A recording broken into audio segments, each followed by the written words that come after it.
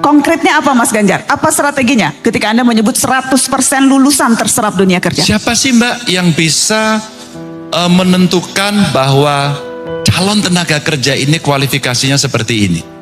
Industri dong, perusahaan dong. Pertanyaan berikutnya, teori lama mengatakan adakah link and match dengan dunia pendidikan? Teori lama Mbak, diomongkan terus sih tapi. Maka konkretnya adalah bagaimana link and match betul-betul bisa dilakukan.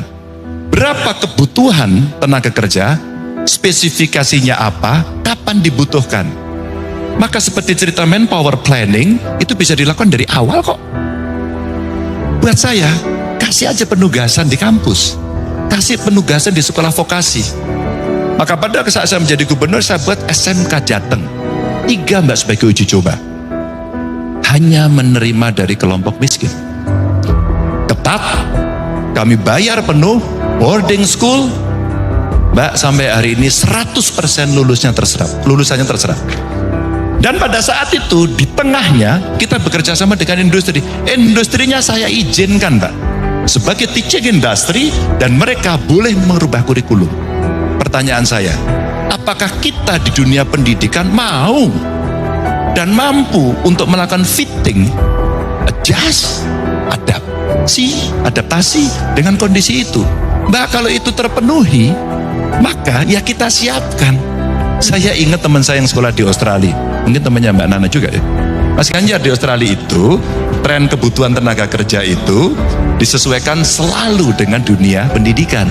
Kalau trennya hari ini mining, maka banyak sekali perguruan tinggi menambah kerja fakultas mining. Tapi sekarang sudah dengan IT, banyak sekali yang kemudian miningnya dikurangi, sosial politiknya dikurangi, dia kembangkan itu. Maka itu menjadi sesuatu yang dinamis. Inilah yang kemudian mesti kita siapkan menuju ke sana. Oke, Mas Ganjar, karena kan kalau ngelihat datanya, faktanya tingkat pengangguran saat ini justru di jenjang yang lebih tinggi. SMK, SMA, apalagi universitas lebih banyak yang nganggur daripada lulusan SD. Masuk kampus cuma menunda pengangguran 4 tahun adek. Jadi sarjana tidak membuat kemungkinan kalian diterima kerja lebih tinggi. Itu faktanya, itu datanya. Itu problem yang tadi Anda sebutkan. Dan bagaimana kemudian Mas Ganjar ini bisa dibalik? Bagaimana kemudian lewat agenda prioritas yang Anda lakukan ini bisa berbalik Mas Ganjar? Satu, investasi. Nggak bisa dipungkiri. Investasi akan membuka lebih banyak lapangan kerja. Tapi jangan salah Mbak. Anak-anak sekarang, apalagi mereka yang mau untuk tidak terikat dan dia masuk dalam gig ekonomi, saya nggak mau kok Mas diikat Mas. Dan saya kira sebagian ada di sini. Siapa ingin jadi PNS angkat tangan, teman-teman?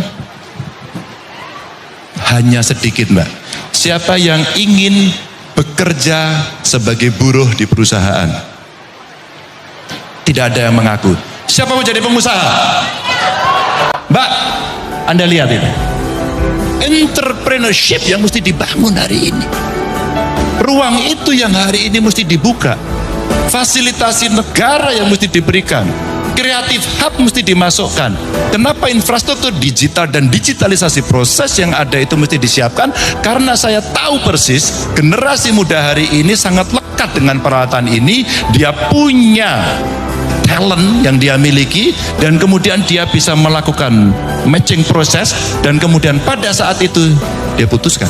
Tapi kami negara, pemerintah mesti bersikap, mari kita buka investasi, tapi mari kita berikan ruang untuk membangun entrepreneur kepada mereka. Tadi berapa sarjana yang bekerja pada bidangnya, berapa yang pengangguran, dan Mbak Nana sampaikan kepada mereka kok tadi, Anda yang sudah belajar ini belum tentu dapat pekerjaan.